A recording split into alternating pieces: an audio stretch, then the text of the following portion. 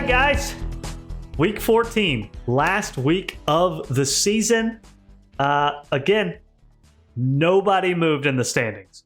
Past 3 weeks, everybody has just been comfy where they have been sitting, just staying where they are, ready for the playoffs, and the teams have been set. Top 6 teams are in the playoffs.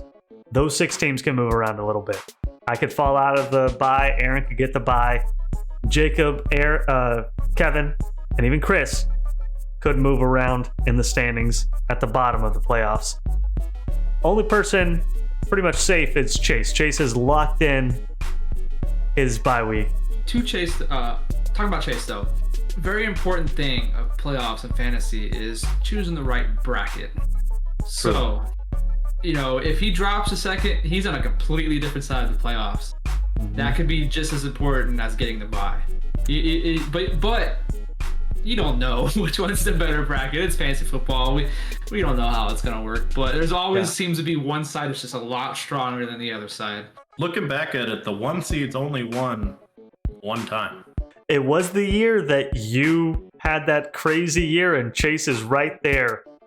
He is right below your average score. I think he needs to score he needs to score about 138 to top Kevin's all-time crazy average score.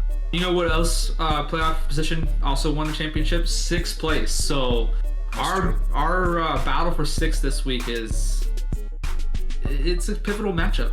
It moves us from one side of the bracket to the other. So it goes from potentially playing a Chris or Aaron, even maybe a Bo, depending on how the games shake out, or playing a Chris or Aaron, or potentially a Bo. Moving on to last week's matchups. We're going to start off with Bo versus Garrett. You might notice a trend this past week, so let's see if you guys can notice it. I'll point out to you at the end, don't worry. Bo beats Garrett for the win. And then we have Kevin versus Alex. Kevin beats Alex for the win. Then we have Chase versus Coop. Chase beats Coop for the win. Then we move on to, I forgot to say it last time, but the second C versus C. Chris versus Colt. Chris beat Colt for that matchup. And then we move on to me versus Aaron. I beat Aaron for the matchup. Now, if you didn't notice a trend, only playoff teams won. Not all playoff teams, because 2 of us played. And if you noticed last week, I made some predictions. Well, I didn't make predictions, but I said I think we know who's going to win this one. And all those weren't even close. I was basically right on all those picks. And the only kind of close game was me and Aaron. When I said we didn't know who was going to win that one. So I just wanted to point that out, that I kind of had some good judgment calls for last week's matchups.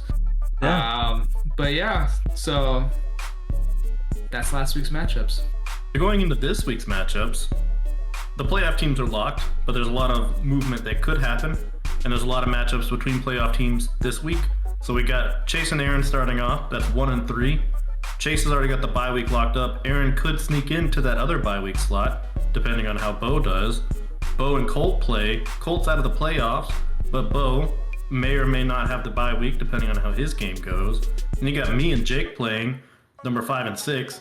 Whoever wins that will get the 5 spot. And if I go 2-0 and Aaron goes 0-2, if I go 2-0 and Chris goes 0-2, I could take his spot at number 4. But as you're going to see in the CVC matchup, Chris versus Coop, there's 0 chance that Chris goes 0-2 versus Coop. I mean, it's just not going to happen. So Chris will probably lock in that number 4 spot. And then we got Garrett and Alex. Their game is actually kind of important for the number 1 overall pick. It's possible there could be a little bit of movement, but I think in the grand scheme of things, first pick, second pick, you're going to get a good guy either way. Yeah. Garrett, as of now, is changing things up. He is sticking to the quarterback he started last week. And yes. So this is the moment of truth. If Dak does bad again this week, then it is definitely because of Garrett's team. And he knows how to get to that number 1 overall draft pick. So we'll see. I'm gonna keep my eye on that matchup. It's gonna be a good one.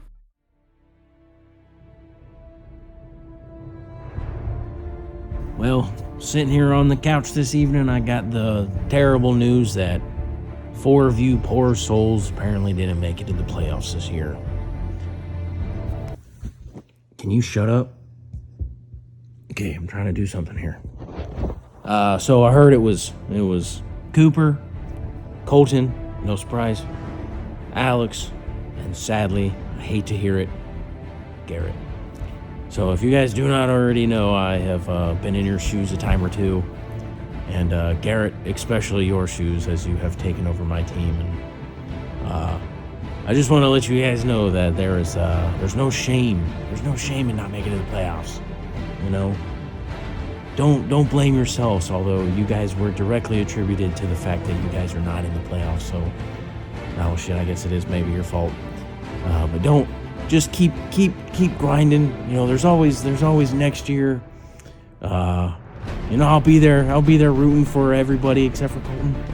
But you know, Colton, at least you got your brand new baby, your cute brand new baby Oliver. I'm getting interrupted again, so I guess we're gonna have to move this. Can't ever get anything done around this house. But yeah, I just wanted to come give you guys a few words of encouragement.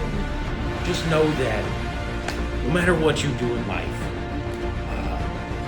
you'll always suck at fantasy football. Okay. That's all I have. Have a wonderful evening. All right, that's pretty much all we have for you. Yeah, that's perfect. Oh, sorry. You want? Go ahead. You want me? Go ahead. Yeah, go for it. Sure. Yeah. No, you can do it. No, I don't know what I was gonna say. Alright guys, so that's pretty much all we have this week. We're just gonna wrap it up.